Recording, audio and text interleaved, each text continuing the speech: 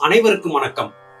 நாம் காலாங்கிநாதர் பெருமான் பாடியருளிய ஞானவிந்த ரகசியம் என்கிற உன்னத ஞான நூல் தொகுப்பை வாசித்துக் கொண்டிருக்கிறோம்.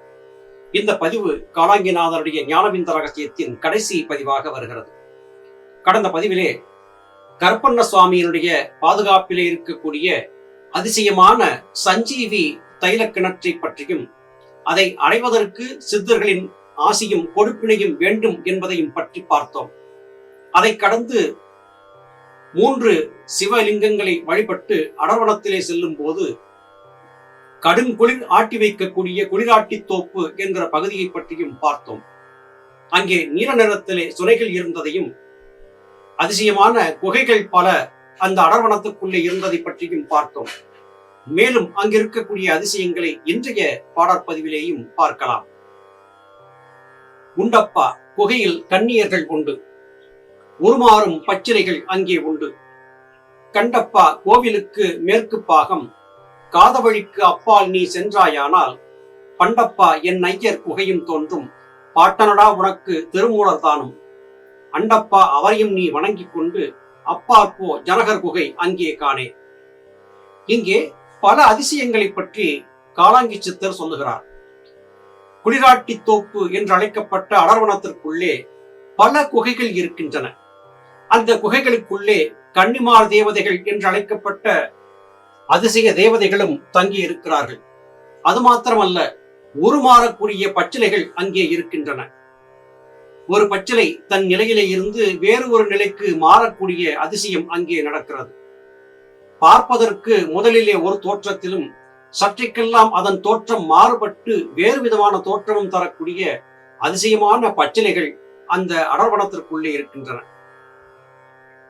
சந்தனமகாலிங்கம் கோவிலின் மேற்கு பாகத்திற்கு ஒரு காத வழி நடந்து அப்பால் சென்றால் அங்கே திருமூலநாதர் தங்கியிருந்து தவம் இயற்றிய ஒரு குகையும் இருக்கிறது. போகநாதா, திருமூலர் முறைப்படி உனக்கு பாட்டனாகும் அப்பா, உன் பாட்டனாருடைய குகை அங்கே இருக்கிறது. சதுரகிரி மலைக்கு நீ சென்றால் உன்னுடைய பாட்டனாகிய திருமூலருடைய குகைக்கு சென்று அவருடைய ஆசிகளை பெற தயங்காதே. அவரை வணங்கிக் கொண்டு சற்று தள்ளி அப்பால் சென்றால் அங்கே ஜனகன் என்று அழைக்கப்பட்ட ஜனகரிஷி தங்கியிருந்து தவம் இயற்றிய குகையும் இருக்கிறது என்று கூறுகிறார். இப்போது நமக்கு ஒரு வினா வருகிறது. ஜனக மன்னன் ராமனுடைய மாமனார் என்று அறிந்திருக்கிறோம். அவர் மிகப்பெரிய ஆற்றலோடு வாழ்ந்திருந்த ராஜரிஷி என்பதையும் அறிந்திருக்கிறோம். அந்த ஜனக மன்னன் இந்த சதுரகிரி மலையிலே வந்து தங்கியிருந்து தவம் இயற்றியிருக்கிறார். அவர் தவம் இயற்றிய குகை அங்கே இருக்கிறது என்று காலாங்கிநாதர் சொல்லுகிறார். ஜனகர் வடமாநிலத்தைச் சேர்ந்தவரா அல்லது தமிழகத்தைச் சேர்ந்தவரா என்கிற வினாவும் வருகிறது. சில ஆய்வாளர்கள் இங்கே சொல்லப்படக்கூடிய ராமாயணம் மற்றும் மகாபாரதம் ஆகிய இந்த 2 பெரும் நெடுங்காதைகளும் தமிழகத்திலே நடந்தவை, தமிழகத்திலே நடந்த கதைகள்தான் வடமாநிலத்தவர்களால் கவரப்பட்டு வடநாட்டிலே நடந்த கதைகளைப் போல கட்டமைக்கப்பட்டு விட்டன என்று சொல்லுவதையும் பார்க்க முடிகிறது. ஆய்வாளர்கள் இன்னமும் ஆய்வுகளை செய்து கொண்டே இருக்கிறார்கள். அப்படி பார்க்கும்போது ஜனக மன்னன் என்பவர் ஒரு கால் தென்னிந்தியாவை சேர்ந்தவராக இருக்கலாம். அது காரணமாக மன்னனாக இருந்த ஜனகர் மணிமுடியை துறந்து தவம் இயற்ற காடு வர வேண்டும் என்று கருதிய போது சதுரகிரி மலையை தேர்ந்தெடுத்திருக்க கூடும். திருமூலர் தவம் இயற்றிய குகைக்கு சற்று அப்பாலே ஜனகர் குகை இருந்தது என்று சொன்னால் திருமூலரையும் ஜனகர் அறிந்திருக்கக்கூடும், ஜனகரையும் திருமூலர் கண்டிருக்கக்கூடும் என்றே கருத முடிகிறது. மேலும் அதிசயங்கள் தொடர்கின்றன. காணவே கொங்கணரும் ராமதேவர், கருவூரார், பிரம்மமுனி, கூர்மானந்தர் தோணவே அக்குகையில் கண்டு வந்தால் சோதி விருட்சங்களும் உன் கண்ணில் காணும். பூனவே கீழ் கல் தாமரையும் உண்டு, புரிசடை போல் இலை இருக்கும் அதனை உண்ணு. நானவே ரசவாதம் வேறே இல்லை, நாம் கண்ட முறை இன்னும் செப்புவோமே. அதற்கு அடுத்தடுத்து இருக்கக்கூடிய குகைகளிலே எண்ணற்ற சித்தர்கள் தங்கி இருந்து தவம் இயற்றி இருக்கிறார்கள். கொங்கண சித்தர், ராமதேவர், கருவூரார், பிரம்மமுனி, கூர்மானந்தர் என்று அழைக்கப்பட்ட சித்தர்கள் எல்லாம் தங்கி இருந்து தவம் இயற்றிய அதிசயமான குகைகள் அங்கே இருக்கின்றன. அந்த குகைகளை கண்டு வணங்கி வந்தால் அந்த குகைகளுக்கு அடுத்து இருக்கக்கூடிய வனப்பகுதிகளிலே ஜோதி விருட்சங்களை உன்னால் பார்க்க முடியும் என்று குறிப்பிடுகிறார். ஜோதி விருட்சங்கள் என்பவை இரவிலே ஒளி உமிழக்கூடிய அதி உன்னதமான விருட்சங்கள். இந்த ஜோதி விருட்சங்கள் பாஸ்பரஸ் என்று அழைக்கப்பட்ட ஒரு தனிமத்தின் தத்துவத்தை கொண்டிருக்கும். இந்த ஜோதி விருட்சம் இரவிலே ஒளி மிளிரக்கூடியது. அந்த இடத்தை இரவிலே சென்று ஜோதி விருட்சத்தை பார்க்கும் போது இது பூமியா அல்லது கைலாயமா என்று எண்ணும்படியான ஆச்சரியத்தை ஏற்படுத்தும். ஜோதி விருட்சம் மட்டுமல்ல, ஜோதி பொருட்களும் இந்த இடத்திலே இருக்கின்றன. ஒரு புல் தங்கத்தை போல இரவிலே ஒளி ஒழிந்து பிரகாசமாக தகத்தகாயமாக மின்னும் என்றால் உங்களுக்கு ஆச்சரியமாக இருக்கும். மரமும் பிரகாசிக்கும், பொருட்களும் பிரகாசிக்கும். பிரகாசிக்கக்கூடிய அந்த மரங்களுக்கு ஜோதி விருட்சங்கள் என்றும், பிரகாசிக்கும் பொருட்களுக்கு ஜோதி பொருட்கள் என்றும் பெயர். பகலிலே ஒரு நிறமாகவும் இரவிலே ஒரு நிறமாகவும் இந்த பொருட்களும் மரங்களும் மாறும். அவற்றின் இலைகளும் மாறும். நம்மை மாய்மாலத்திலே தள்ளி பயப்படுத்தக்கூடிய அளவிற்கு இங்கே மூலிகை தாவரங்கள் எண்ணற்றவை இருக்கின்றன. இது அன்றியும் மிகவும் அதிசயமான மற்றொரு மூலிகை இருக்கிறது. இந்த மூலிகையின் பெயர் கல்தாமரை. மருத்துவ சாஸ்திரத்தை ஆராய்ந்து கொண்டிருக்கக்கூடிய பலர் இந்த கல்தாமரையை பற்றி கேள்விப்பட்டிருப்பார்கள். இந்த கல்தாமரையின் மகத்துவத்தை பற்றி சித்தர்கள் சொல்லும் போது, இந்த கல்தாமரை என்பது ஒரு இலை மாத்திரமே இருப்பதைப் போல காணப்படும். அதை அழுத்தி பிரிக்கும் போது அந்த ஒரு இலைக்கு பின்னே இருந்து 3-4 இலைகள் விரிந்து வரும். விசிறி போல விரியக்கூடிய தன்மை அந்த இலைகளுக்குள்ளே இருக்கும். இதுதான் கல்தாமரை என்கிற அதிசயமான அந்த மூலிகை.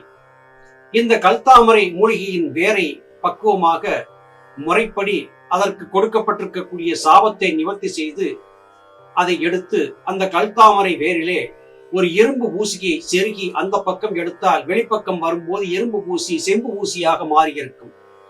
மறுபடியும் அதை எடுத்து செம்பு ஊசியை வேரிலே சொருகி அந்த பக்கம் எடுக்கும் போது செம்பு ஊசி தங்க ஊசியாக மாறியிருக்கும்.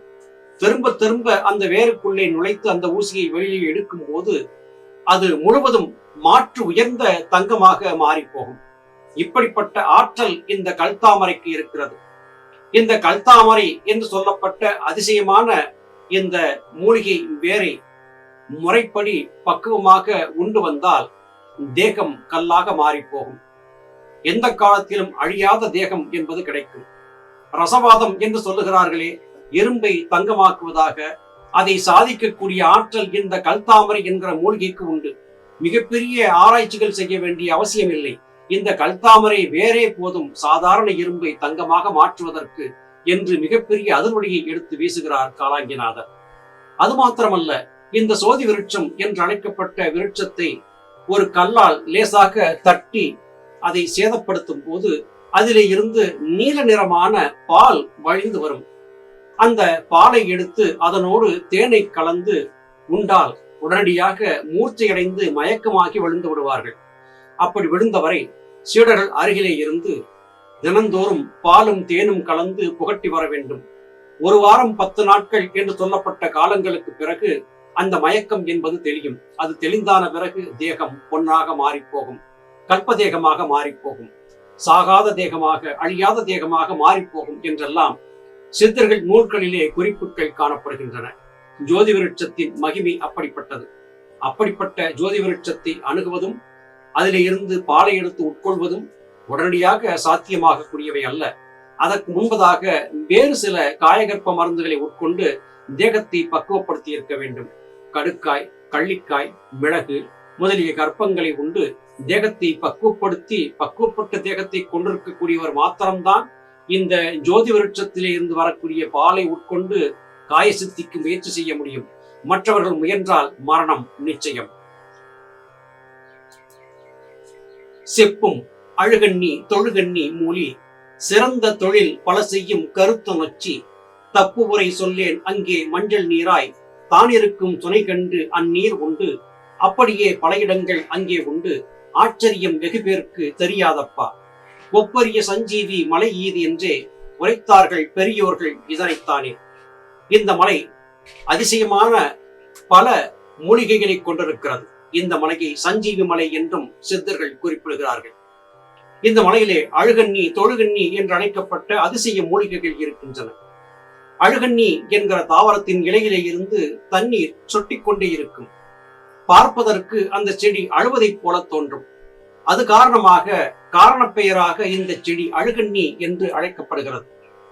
தொழுகண்ணி என்கிற மூலிகை செடி அருகிலே மனிதர்கள் யாராவது சென்றால் வளைந்து என்னை விட்டுவிடு, என்னை விட்டுவிடு என்று சொல்லுவதைப் போல குனிந்து வணங்கும். அது காரணமாக இந்த மூலிகை செடியை தொழுகண்ணி என்று சொல்லுவார்கள். கேட்பதற்கு உங்களுக்கு அதிசயமாக இருக்கிறதா? அது எப்படி ஒரு செடி அருகிலே சென்றவுடனே விழுந்து வணங்கி என்னை விட்டுவிடு என்று கேட்கும்? எப்படி தொழும், எப்படி வணங்கும்? நம்பும்படியாக இல்லையே என்று எண்ண தோன்றும். நம்முடைய கிராமங்களிலே சர்வசாதாரணமாக காணப்படக்கூடிய ஒரு மூலிகை இருக்கிறது. அந்த மூலிகைக்கு தொட்டார் சினுங்கி என்று பெயர். அந்த மூலிகையை, அதன் இலையை நீங்கள் தொட்டு பாருங்கள், உடனே இலைகள் மூடிக்கொண்டு விடும். அத்தனை உணர்ச்சி வசப்பட்ட மூலிகை அந்த தொட்டார் சினுங்கி மூலிகை. நம் கண் முன்னே காணக்கூடிய தொட்டார் சினுங்கி மூலி தொட்டால் உடனே மூடிக்கொள்கிறது. இதை நம்ப முடிகிறது என்றால் ஒரு செடி அருகிலே சென்ற போது நம்மை வணங்கும் என்றால் நம்பித்தானே ஆக வேண்டும். இத்தனை அதிசயமான மூலிகைகள் அங்கே இருக்கின்றன. அது மட்டுமா, கருநொச்சி என்று அழைக்கப்பட்ட அற்புதமான மூலிகை செடிகள் இந்த அடர்வனத்திலே ஏராளம். கருநொச்சி என்பது ரசவாதம் செய்வதற்கு பயன்படக்கூடிய மிக மிக உன்னதமான ஒரு மூலிகையாகும். இந்த கருநொச்சி சாற்றை கொண்டு தயாரிக்கக்கூடிய மருந்துகளை கொடுத்து மரணத்தை நோக்கி சென்றவரையும், மூர்ச்சையானவரையும், மரணத்தின் வாயிலை தொட்டவரையும் கூட உயிரிழப்பி விட்டுவிட முடியும் என்று சித்தர்கள் சொல்லுகிறார்கள். இவையெல்லாம் அங்கே இருக்கின்றன. இவை சஞ்சீவி மூலிகைகள் தானே. அப்படி பார்க்கும் போது இந்த மலை சஞ்சீவி மலை என்று அழைக்கப்படுவதிலே எந்த ஆச்சரியமும் இல்லை அல்லவா? இதைத்தான் இங்கே காலாங்கிநாதர் சொல்லுகிறார். அது மாத்திரமல்ல, அங்கே மஞ்சள் நிறமான நீரோட்டம் கொண்ட ஒரு சுனையும் இருப்பதாக சொல்லுகிறார். அந்த நீரை உண்டால் அதிலே பற்பல விதமான நோய்கள் தீரக்கூடிய தத்துவங்கள் உண்டு என்று குறிப்பிடுகிறார். உடனடியாக அந்த நீரை உண்டுவிட முடியுமா? அதிலே வேறு ஏதாவது பாடான தத்துவங்கள் இருந்து நமக்கு ஏதாவது கேடு உண்டாக்கிவிட்டால், உண்மையான தத்துவத்தை புரிந்திருந்த சித்தர்கள் உதவி இல்லாமல் அங்கே செல்லுவதும் தீம்பு. அது போன்ற நீர்களை உண்டு விடுவதும் அபாயமாக இருக்கும் என்பதையும் புரிந்து கொள்ள வேண்டும். அது மட்டுமல்ல, இன்னும் நான் சொல்லாத பல அதிசயங்கள் இந்த மலையிலே இருக்கின்றன. இந்த அதிசயங்கள் இன்னமும் கூட பலருக்கு தெரியாது. ஏன், எனக்கே கூட அந்த மலையிலே இன்னமும் மறைந்திருக்கக்கூடிய பற்பல விதமான அதிசயங்கள் தெரியாது என்று குறிப்பிடுகிறார். மலைகளிலே புதைந்திருக்கக்கூடிய ரகசியங்கள் எவராலும் முழுமையாக வர்ணித்து சொல்ல முடியாது. இன்னமும் சித்தர்கள் சதுரகிரி மலையிலே வாழ்ந்திருக்கிறார்கள் என்றால் இந்த மலைகளிலே இருக்கக்கூடிய அதிசயமான மூலிகைகள் தான் காரணம் என்றால் அது மிகையாகாது. காலாங்கிநாதர் பாடியருடைய ஞானவிந்த ரகசியம் இன்றளவிலே நிறைவு பெறுகிறது. மீண்டும் வேறொரு பதிவிலே வேறு சித்தர் பாடல்களோடு உங்களை சந்திக்கிறேன். அதுவரையிலும் நன்றி, வணக்கம்.